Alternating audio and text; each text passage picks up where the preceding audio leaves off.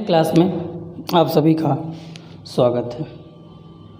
चलिए आज हम लोग एक्सरसाइज 4.2 के वर्ड प्रॉब्लम्स को करने का प्रयास करेंगे। इसमें जो दूसरा क्वेश्चन है, जिसमें आपको कल पहला क्वेश्चन बताया गया था, इसमें जो दूसरा क्वेश्चन है इसमें उदाहरण का है, उसको आप लोग देख लीजिएगा। ठीक है, तो क्वेश्चन नंबर 3 पर आते हैं सीधे। क्वेश्चन नंबर 3 में प्रश्न क्या कह रहा है? दो ऐसी संख्याएं ज्ञात कीजिए जिनका योग 27 हो और गुणनफल 182 हो। जिनका योग कितना हो बेटा? 27 हो और उनका जो गुणनफल हो वो कितना हो बेटा? वो 182। ये इनका प्रश्न है। दो ऐसी संख्याएं ज्ञात करना है जिनका योग 27 हो और जिनका गुणनफल 182। अब समझिए, दो लोग हैं। मान लीजिए अगर एक बेटा x है तो दूसरा ये क्या होगा बेटा? 27 - x होगा। अब कहेंगे मान लीजिए दो लोग होते हैं, एक अंक x है और दूसरा अंक y है। इन दोनों का जोड़ करने पर कितना आएगा बेटा? 27। अगर हम एक को x मान रहे हैं तो y का मान हमारा कितना आएगा बेटा? 27 - y आएगा कि नहीं आएगा? 27 - x आएगा कि नहीं आएगा? चूँकि यह द्विघात समीकरण है तो हमारा को सोचना ये होगा कि सबको x बना दें या सबको y बना दें। तो अगर एक संख्या x है तो दूसरी संख्या अपने आप क्या हो जाएगी बेटा? 27 - x होगी। अब दूसरी स्थिति आपको क्या दी गई है? दूसरी स्थिति आपसे ये कही गई है कि यदि इन दोनों का गुणा कर दिया जाए तो हमें आंसर क्या मिलना चाहिए? 182। तो चलिए x का मल्टीप्लाई 27 - x से करेंगे तो हमें मिलेगा 182। ऐसा प्रश्न बोल रहा है। ठीक, तो चलिए लिखते हैं। कैसे लिखने का प्रोसेस सबकी? माना पहली संख्या कितनी है? x है। तो अगर पहली x है तो दूसरी कितनी होगी बेटा? दूसरी कितनी होगी बेटा? 27 - x। अब प्रश्न के अनुसार अगर हम बात करें तो हमारा ये होगा। अब x का इससे मल्टीप्लाई करोगे कितना हो जाएगा बेटा? 27x। इसका इससे मल्टीप्लाई करोगे तो कितना हो जाएगा बेटा? x - x² और 182। कोशिश करिए बेटा कि x² आपका प्लस है वो कभी माइनस ना हो। कोशिश हमारी हमेशा ये रहनी चाहिए कि x² कभी माइनस ना हो। तो सबको x² को उधर भेज दो तो इधर हो जाएगा 0। x² उधर जाएगा क्या होगा बेटा? प्लस। ये उधर जाएगा तो क्या हो जाएगा बेटा? माइनस। और ये आपका 182 तो अपने पास पहले से था। अब हमें क्या करना है? आपको पता है कि इन दोनों को इसको ऐसे तोड़ना है कि इन दोनों के मल्टीप्लाई के बराबर हो 27 है। अगर आपको मान लीजिए बड़ा नंबर है, दिक्कत दे रहा है, तो आप क्या करिए? एक 182 का फैक्टर करिए, मतलब गुणनखंड कीजिए। 2 से गया 9 1, फिर किससे जाएगा बेटा? फिर यह किससे जाएगा बेटा? फिर यह जाएगा 7 से और ये 13 से। अब देखो बेटा 7 दूनी 14, ठीक है। 14 + 13, देखिए 14 और 13 को आप जोड़ोगे तो 27 भी आ जाएगा। और गुणनखंड किया है तो आप देख लो 14 और 13 को गुणा भी कर लो तो आपको मिलेगा 182। मतलब हमें जो बीच वाला है उसको किस में तोड़ना चाहिए? आपको किस में तोड़ना चाहिए? 14 और 13 के रूप में तोड़ना चाहिए। चलिए तोड़ते हैं। आपको बताया गया था पिछले क्लास में। तो अब आपका क्या है? इसको आप ब्रेक करो तो ये आपका हो जाएगा बेटा x², माइनस है तो ब्रैकेट जरूर लगाना है। तो ये आपका होगा 14x + 13x और ब्रैकेट के बाहर 182। अब हम क्या करेंगे? x², ब्रैकेट खुलेगा तो अंदर के सभी साइन बदल जाएंगे, माइनस प्लस में बदल जाएगा। ये भी प्लस है इसलिए ये भी माइनस हो जाएगा और ये आपका होगा बेटा 182। अब क्या करेंगे? 2 का पेयर, ठीक। अब आप क्या करोगे? x का x इसमें से निकल जाएगा तो क्या बचेगा बेटा? x - 14। अब देखिए बीच में यहाँ माइनस, यहाँ प्लस है, यहाँ माइनस है, तो माइनस लाने के लिए हमको माइनस कॉमन लेना पड़ेगा। साथ में इसमें क्या होगा बेटा? 13 x - 182 में से 13 को डिवाइड करोगे तो कितना आएगा बेटा? 14। तो एक ब्रैकेट में यह है, एक ब्रैकेट में आया, ठीक। तो आपके पास आया आंसर x - 14 एक ब्रैकेट में और दूसरे ब्रैकेट में x - 13। अब आपके पास दो रास्ते हैं। पहला, ये किसके बराबर माना जाता है बेटा? 0 के बराबर। देखिए यहाँ पे जब हम इधर किए थे 0 के बराबर था। तो अब हम यदि x माइनस 14 को 0 मान लें तो हमारे पास x की वैल्यू कितनी आ जाएगी बेटा 14। तो पहली संख्या 14 है, तो दूसरी संख्या कितनी हो जाएगी बेटा? दूसरी संख्या क्या थी बेटा? 27 माइनस x मतलब 27 माइनस 14 कितना आएगा बेटा? 13। अब यदि हम क्या मान लें बेटा? x माइनस 13 को मान लें 0 के बराबर, तब x की वैल्यू कितनी आ जाएगी बेटा? पहला संख्या 13 और दूसरी संख्या कितनी आ जाएगी? दूसरी संख्या कितनी आ जाएगी? 27 माइनस 13 कितना आया बेटा? 14। तो क्या पता चला? जो हमारी संख्या है वो है आपका 13 और क्या बेटा? 14। ठीक है, इसे कर लीजिए नोट। कर लिया? चलिए, समझ में आया? फिर से समझ लीजिए कि दो संख्याओं का एक 27 था, तो अगर एक संख्या x होगा तो दूसरा अपने आप क्या होगा बेटा? 27 में से x घटा है। अगर हम आपके पास कहें दो नोट आपके पास है और दोनों नोटों का योग 30 रुपया है, अगर एक नोट 20 का है तो दूसरा नोट कितने का होगा? तो आप सीधे बोलोगे 10 का, माइनस करके निकाला। फिर बोला था उन्हीं का गुणा करोगे, तो पहला संख्या ये है, दूसरा संख्या ये है, तो इन दोनों को गुणा करेंगे तो 182 आएगा। इसको सॉल्व किया तो एक क्वाड्रेटिक इक्वेशन मिला और क्वाड्रेटिक इक्वेशन के हिसाब से हमने इसको सॉल्व कर दिया। इरेज कर रहे हैं। चलिए अगले प्रश्न पर आते हैं हम लोग।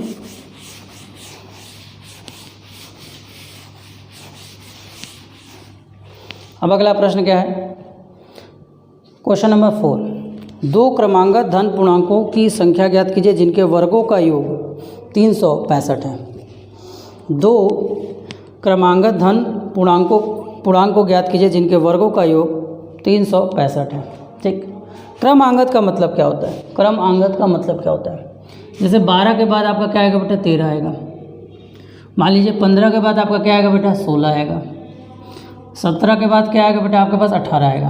क्रमांगत, अगर देखिए अगर पहला नंबर 12 है तो दूसरा नंबर 13 कैसे आया होगा? 12 में आपने एक जोड़ा होगा कि नहीं जोड़ा होगा? यही अगर पहला नंबर 15 है तो दूसरा नंबर लाने के लिए आपने क्या किया होगा? 15 में आपने एक जोड़ा होगा कि नहीं जोड़ा होगा?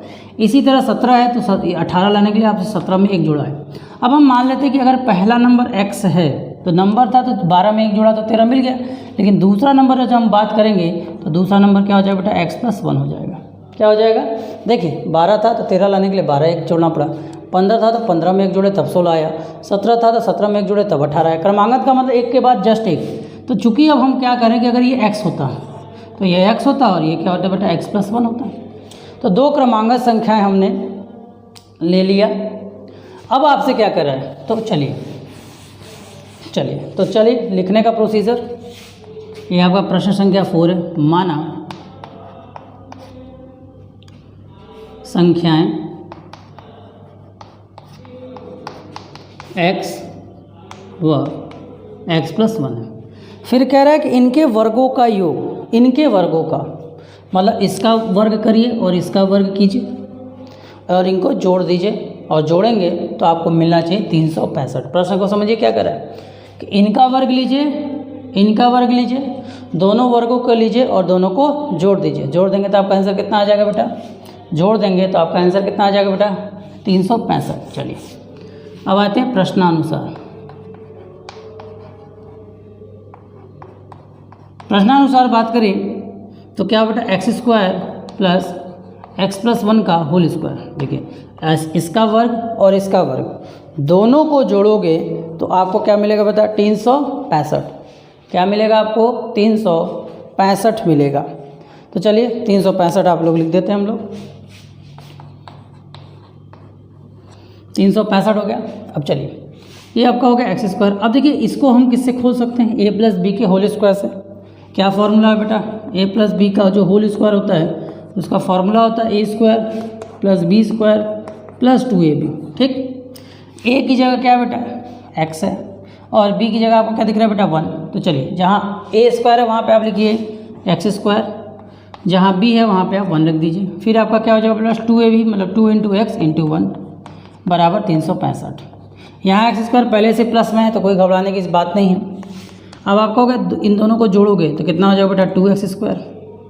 ये आपका कितना हो जाएगा बेटा? 2x। अभी देखिए 1 बचा हुआ, 1 अपना इधर है, 365 को इधर बुलाओ तो कितना हो जाएगा? -365 बराबर 0।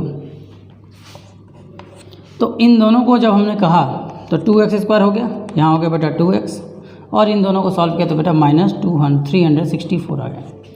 अब देखिए क्या करते हैं, क्वेश्चन को थोड़ा सा और छोटा करने के लिए हम क्या कर सकते हैं, अगर तीनों में से कॉमन कुछ निकल पा रहा है तो हम उसको निकाल लें, तो हमारे लिए क्या हो जाएगा, ईजी हो जाएगा थोड़ा। ऐसा नहीं कि हम चाहें तो नहीं होगा, हो जाएगा। अब इन दोनों में से क्या, ये किसके बराबर होगा, उधर से आया तो 0 के बराबर होगा। अब सबके पास देखिए 2 कॉमन है, तो 2 लेने से क्या हो गया, हमारा x² हो गया, यहाँ पे हमारा x आ गया, और यहाँ पे 364 में कितना हो गया बेटा, 1 8 2 182 हो गया बराबर 0। अभी आपने देखा 182 वाला आपको टारगेट याद था, x² + x - 182। अब ऐसा नंबर सोचना है जिनको जोड़ने और घटाने पर तो 1 आए, लेकिन उन्हीं का गुणा करने पर 182। अभी आपने जस्ट देखा 14 गुणे 13 का जो वैल्यू था वो कितना था बेटा, 182 था, और इसी 14 में से अगर हम 13 को माइनस कर दें तो हमें आंसर 1 भी मिल जा रहा है, दोनों काम हो जा रहा है। देखो यहाँ पे अभी आपने देखा 14 गुणे 13 में 182 आ रहा था, और 14 में से 13 को अगर हम माइनस कर दें तो हमारा काम भी हो जाएगा कि नहीं हो जाएगा। तो चलिए वैल्यू को रख दीजिए हैं, मतलब हम 1 इसको ब्रेक कर सकते हैं, किस में ब्रेक कर सकते हैं बेटा, x² प्लस x है तो प्लस है तो ब्रैकेट लगाने की जरूरत है नहीं, 14x - 13x, और यहाँ बेटा -182 ठीक है। अच्छा इसमें हम देख रहे हैं धनात्मक नहीं बोला, चलो ठीक है। ये बराबर कितना होगा बेटा, 0 के। आप दोनों में से कॉमन लेना शुरू कर दो, इन दोनों में से कॉमन लोगे, x² कॉमन लोगे, तो अगर दोनों में से x² कॉमन लोगे तो यहाँ x कॉमन लोगे तो क्या बचेगा बेटा, x + 14, ठीक। यहाँ से देखो माइनस कॉमन ले लो, -13, तो क्या बचेगा बेटा, x + 14। कॉमन लेने का मतलब होता है भाग देना, और माइनस लिए तो निशान बदल गया। तो अब आपके पास आ गया एक ब्रैकेट में x + 14 और दूसरे ब्रैकेट में x - 13 आ गया, ठीक। अब देखो 2 ऑप्शन लेना होता है, हमको पता है। यदि x + 14 की वैल्यू जो हो वो क्या बेटा 0 के बराबर हो, तो x की वैल्यू कितनी आ जाएगी बेटा, -14। अगर x - 14 है तो दूसरा संख्या क्या होगा बेटा, x + 1 कितना आएगा, वो x + 1 आएगा -14 + 1 बराबर हो जाएगा -13। मतलब इसके आधार पर, इनके अकॉर्डिंग 2 हमारा आंसर निकला, -14 और -13, -14 और -13। अब हम यदि x - 13 बराबर 0 बोलेगा तो यहाँ से x की वैल्यू हमें मिल जाएगी बेटा 13, तो दूसरी संख्या हमारी x + 1 होगी, वो कितनी आएगी बेटा, 13 + 1 बराबर 14। तो इन दोनों के आधार पर हमारे 2 आंसर आए, 13 और 14। तो 2 आंसर, अगर वो बोलता कि धनात्मक निकालिए तब आपका ये आंसर एग्जिस्ट नहीं करता, तब आप इस आंसर को कैंसिल मारते और आप किस आंसर को किस आंसर को बोलते, इस आंसर को बोलते। तो आपके 2 आंसर निकले, कौन कौन से, या तो वो -14 - 13 है, या तो वो 13 और 14 है, दोनों में अंतर है। वैल्यू देख ये मत सोचिएगा कि एक है। तो समझ में आया क्या दिया था कि 2 क्रमांकन संख्याओं के वर्गों का योग वर्ग किया और उनका योग इतना आया, बाकी कैलकुलेशन किया। कैलकुलेशन तो आपको समझ में आ ही गया होगा, चलिए इसे कर लीजिए नोट। अब आते हैं प्रश्न संख्या 5 पर, इसे कर लीजिएगा नोट आप लोग। अब आते हैं प्रश्न संख्या 5 की ओर, चलिए।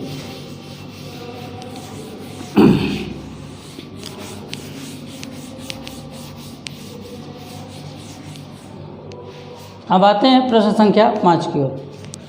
प्रश्न संख्या 5 की अगर हम बात करें तो प्रश्न संख्या 5 है क्या, दिया है एक समकोण त्रिभुज की ऊंचाई, एक समकोण त्रिभुज की ऊंचाई, अगर हमारा समकोण त्रिभुज कैसा होता है, ऐसा,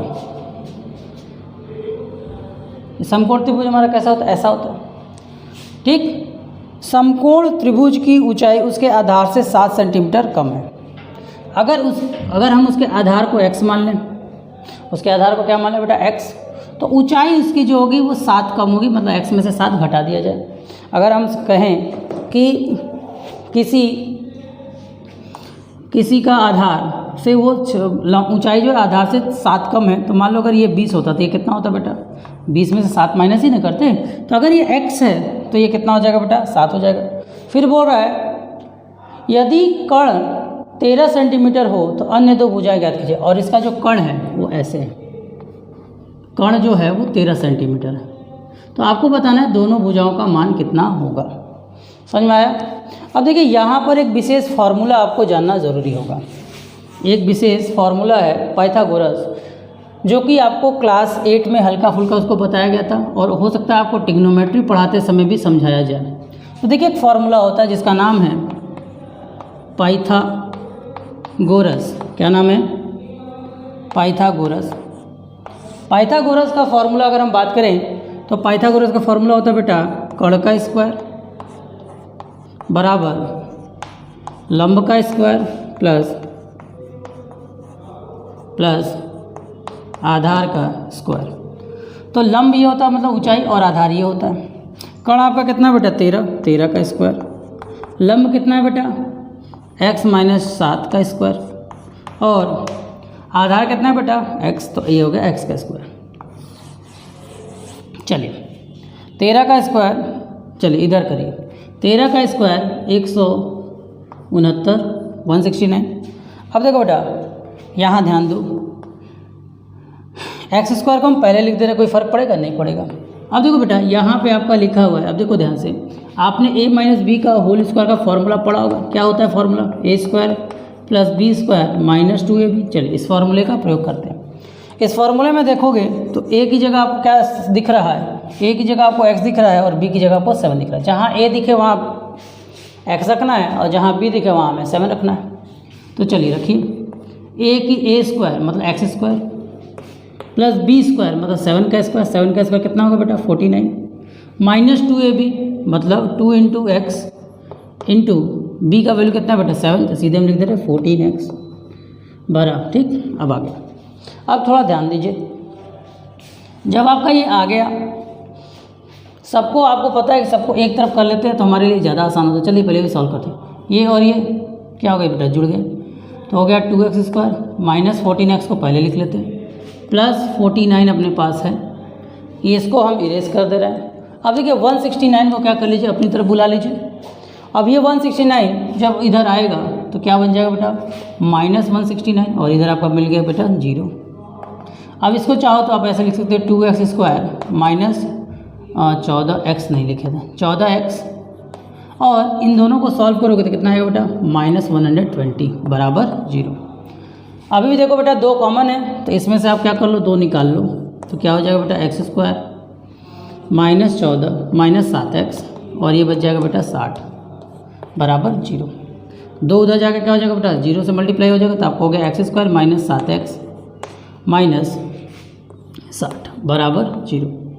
अब थोड़ा ध्यान दीजिए, अब हमें क्या करना है कि 7 को इस हिसाब से तोड़ना है कि उसका प्लस माइनस तो 7 आए, लेकिन उन्हीं नंबरों का मल्टीप्लिकेशन क्या है बेटा 60 है। तो देखो बेटा, तो 60 किसके किसके टेबल में आ सकता है? 60 आता है बेटा 12 और 5 के टेबल में 60 आता है, बहुत सारे लोगों के आता है, लेकिन 12 में से अगर हम 5 को माइनस कर देंगे तो हमारा 7 वाला टारगेट भी कंप्लीट हो जाएगा, हमारा 7 वाला टारगेट भी कंप्लीट हो जाएगा। तो चलिए हम इसको ब्रेक किए हैं, x² माइनस माइनस है तो ब्रैकेट लगेगा 12x - 5x - 60।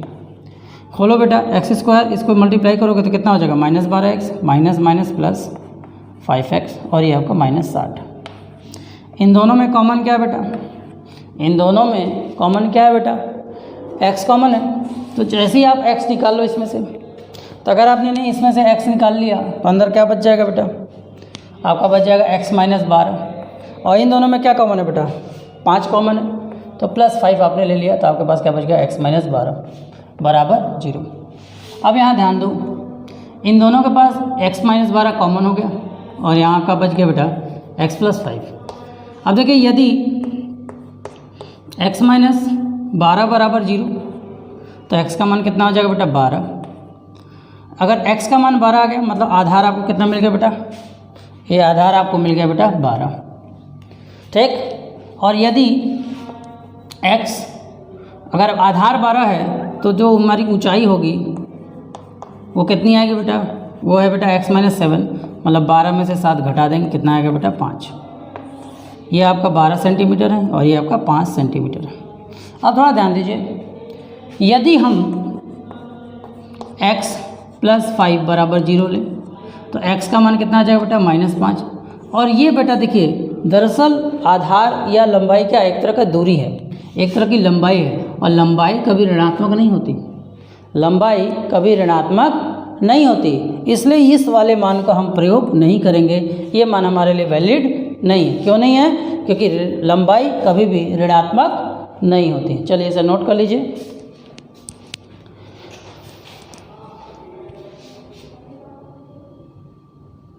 चलिए इस अभ्यास का आखिरी प्रश्न है क्वेश्चन नंबर 6। चलिए प्रश्न संख्या 6 को शुरू करते हैं हम लोग। तो क्या दिया प्रश्न संख्या 6 में? दिया हुआ है, यदि एक कुटीर उद्योग में एक दिन में कुछ बर्तनों का निर्माण होता है। एक विशेष दिन यह देखा गया कि प्रत्येक नग की निर्माण लागत रुपए में उस दिन के निर्माण किए गए बर्तनों की संख्या का 2 गुने से 3 अधिक है। मतलब क्या बोल रहा है? एक विशेष दिन देखा गया कि प्रत्येक नग के निर्माण में लागत में उस दिन के निर्माण किए गए बर्तनों की संख्या के 2 गुने से 3 अधिक है। ठीक, कह रहा है कि जो मान लीजिए बर्तनों की संख्या, मान लीजिए आपने क्या बोला है कि निर्माण की कुछ इतनी है। यदि उस दिन कुल निर्माण लागत 90 रुपये थी तो निर्मित बर्तनों की संख्या और प्रत्येक नग की लागत को बताइए। तो मान लीजिए बर्तनों की जो संख्या है वो कितनी है? मान लीजिए बर्तनों की संख्या x है। बर्तनों की संख्या कितनी है बेटा? x है। अब बोल रहा है कि जो प्रत्येक नग है, मतलब प्रत्येक निर्माण में जो उसका पैसा लग रहा है, क्या बोल रहा है?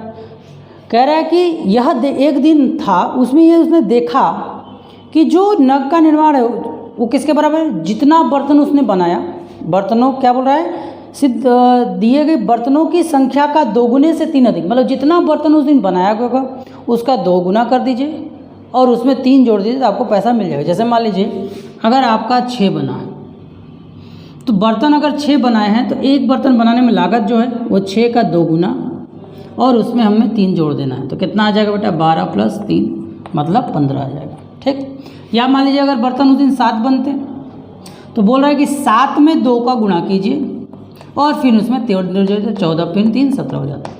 चूँकि हमारे पास कोई नंबर तो अभी है नहीं, बोलो बेटा कोई नंबर है क्या? नहीं है, तो हम उसकी मान लेंगे कि वो हमारा हो जाएगा 2x + 3 प्रत्येक नग। ठीक है, प्रत्येक नग को बनाने में हमारा इतना लगा। अब देखिए कुल खर्च कितना बेटा? एक दिन का जो एक दिन है उसका कुल खर्च बोला है। कुल खर्च कितना बोला है? वो कुल खर्च बोला है बेटा 90 रुपया। 90 रुपये बना। अच्छा एक बात बताओ, अगर एक बर्तन बनाने में 5 रुपये लगता, मान लो अगर एक बर्तन बनाने में 5 रुपये लगता तो 90 रुपये में कितने बर्तन बनते? 5 से भाग दे देते। बोलो यही करते ना। अगर एक बर्तन बनाने में 10 रुपये लिखता तो 90 से 10 को भाग देते, ये नहीं करते। लेकिन यहाँ नंबर x में है, तो अगर हम बात करें कि बर्तनों एक अगर कुल संख्या इतना है तो एक बर्तन का मूल्य कितना होगा? तो एक बर्तन का मूल्य अगर हम इसके आधार पर निकालें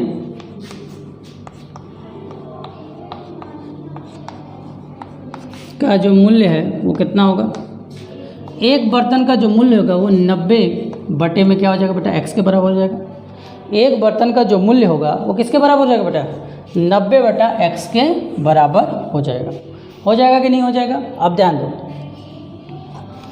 दो, तो ये मूल्य भी बर्तन का है और ये मूल्य भी, ठीक है, ये मूल्य भी बर्तन का है। देखा गया कि प्रत्येक नग के निर्माण में लागत उस दिन के, ठीक है, तो दोनों मूल्य एक जैसे हैं। तो हम लिख सकते हैं 2x + 3 की जो वैल्यू है वो 90 बटे में x के बराबर है। देखो ये बर्तनों की संख्या के आधार पर मूल्य बताया गया और ये इसके आधार पर हमने निकाला, दोनों आपस में बराबर है। तो आप देखिए इसका क्रॉस मल्टीप्लिकेशन, x इधर आकर मल्टीप्लाई हो जाएगा। तो x का इससे मल्टीप्लाई करोगे तो कितना हो जाएगा? 2 पहले लिख लेते, फिर इधर हम x लिख लेते, इधर आपका हो गया बेटा 90। ठीक, कितना आ गया बेटा? x का इससे मल्टीप्लाई करोगे तो 2x² + 3x = 90। अब 90 को इधर ले आओ, कितना हो जाएगा? 2x² प्लस 3x माइनस 90 बराबर 0। अब क्या होगा बेटा, इनको और इनको गुणा करोगे तो कितना आएगा बेटा, 180 आएगा। कितना आएगा, 180। अब कोई ऐसा नंबर सोचो, कोई ऐसा नंबर सोचो जिनको गुणा करने पर तो इतना है, लेकिन जोड़ने तथा घटाने पर 3 आए। तो हम कहते हैं 15 में से अगर 12 घटा दिया जाए तो 12 पंचे 60 और 12 कम 12, 12 और 6 180। ठीक, आ गया। तो हम इसको तोड़ सकते हैं बेटा किसमें, 12 और 15 और 12 में। तो हमारा हो गया 2x² plus 12x plus 15x minus 12x minus 90। ठीक, अब देखो बेटा, अब क्या होगा, आपको पता है आगे का प्रोसेस। इसमें से कॉमन शिफ्ट होता है। तो चलिए इन दोनों में से कॉमन लेने का प्रयास करते हैं।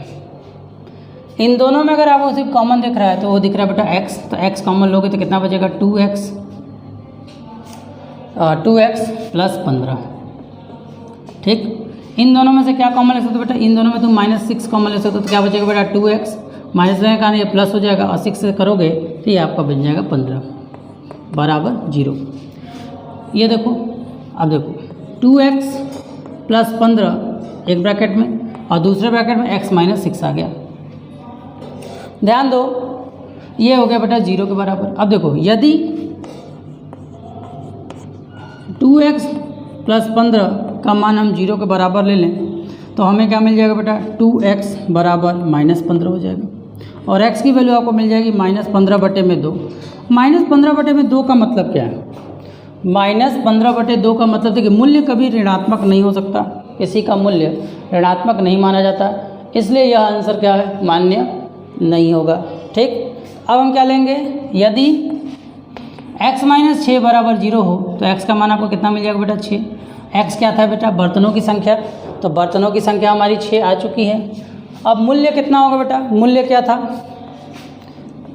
था प्रत्येक बर्तन का, तो प्रत्येक बर्तन का मूल्य था 2x प्लस 3, मतलब 2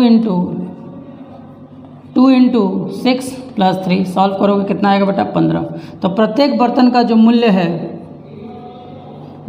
है वो कितना है बेटा, 15 रुपये। और कितना बनाया गया उस दिन बर्तन, उस दिन 6 बर्तन बनाए गए। इसी के साथ आपका अभ्यास 2.2 खत्म होता है। नेक्स्ट वीडियो में हम लोग मिलेंगे एक सूत्र के साथ जिसका नाम है सीधाचार्य फॉर्मूला। धन्यवाद, नोट कर लें।